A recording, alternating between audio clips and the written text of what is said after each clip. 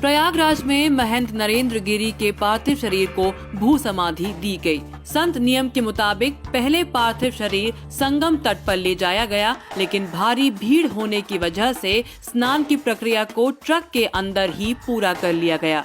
इसके बाद महंत नरेंद्र गिरी के पार्थिव शरीर को बाघंबरी मठ लाकर भू समाधि दी गई।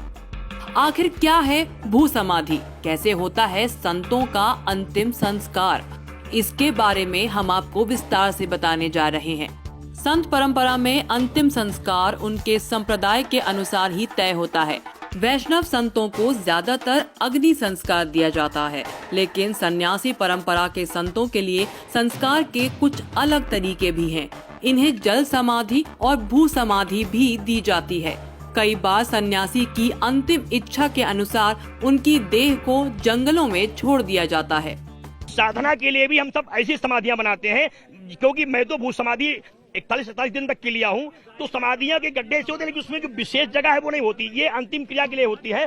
भू समाधि और जल समाधि, दो प्रकार की समाधियों की चर्चा शास्त्रों में आती है। सन्यासी की शरीर की भी दो समाधियां होती है, एक भू समाधि होती है, एक शरीर छूटने के बाद जल समाधि गंगा जी में की जाती है। ये भू समाधि की व्यवस्था है और अखाड़े के अनुसार इस समाधियों का सारा अनुपालन हो रहा है, क्योंकि ये जल समाधि नहीं, ये भू समाधि है। और भू समाधि में जो सारी परंपराएं हैं वो शास्त्रवत की जाएंगी। उनका पूजन होगा, अर्चन होगा, वंदन होगा, और पूरे शास्त्र के जो नियम हैं 16 प्रकार से उनके चंदन, कुमकुम, इत्र, गुलाल, केसर, अंगवस्त्र, पुष्प, हार, नैवेद्य सब समर्पित करेंगे।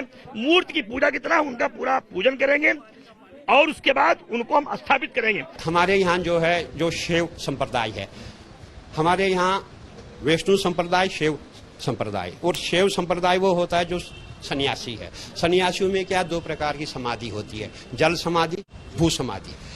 इस समय हमने जो महाराज श्री को भू समाधि, ये जो बाघंबरी गद्दी मठ में भू समाधि दी है, और 25 को जो हमारा जो धूल रोटसो कहते हैं, 25 को कच्चा भोजन हमारे यहाँ बनेगा। और उसके बाद आज से 16 दिन के बाद षोडशी भंडारा होगा, और जो भी कोई हमारा निर्णय होगा वो षोडशी भंडारे में ही होगा।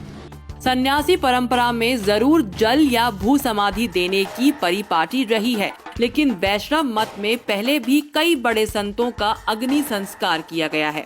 वैसे आमतौर पर साधुओं को पहले जल समाधि दी जाती है, लेकिन नदियों का जल प्रदूषित होने के चलते अब ज्यादातर उन्हें जमीन पर समाधि दी जाती है। भू समाधि में साधु को समाधि वाली स्थिति में बिठाकर ही उन्हें विदा दी जाती है। जिस मुद्रा में उन्हें बिठाया जाता है उसे सिद्ध योग की मुद्रा कहा जाता है। आमतौर पर साधुओं को इसी मुद्रा में समाधि देते हैं। बीते सोमवार को अखाड़ा परिषद के अध्यक्ष रहे नरेंद्र गिरी की संदिग्ध हालात में मौत हो गई थी। उनका शव फांसी के फंदे से लटका मिला, जिसके बाद एक सुसाइड नोट सामने आया है, जिसमें उनके शिष्यों को इस मौत के लिए जिम्मेदार ठहराया गया है। उसमें से जो सबसे बड़ी बात लिखी गई थी वो इस तरह से है। इस नोट में लिखा गया है कि मैं महंत नरेंद्र गिरी आनंद गिरी के कारण बहुत विचलित हो गया। हरिद्वार से सूचना मिली कि 1-2 दिन में आनंद गिरी मोबाइल के माध्यम से किसी छोटी महिला या लड़की के साथ गलत काम करते हुए फोटो वायरल कर देगा। मैं महंत नरेंद्र गिरी बदनामी के डर से कहां-कहां सफाई देता रहूंगा। मैं जिस सम्मान से जी रहा हूं तो बदनामी में कैसे जी पाऊंगा, इसलिए आत्महत्या कर रहा हूं। इसके अलावा भी मौत को लेकर कई तरह के सवाल उठाए जा रहे हैं और पुलिस मामले की जांच में जुटी हुई है। न्यूज़ तक ब्यूरो।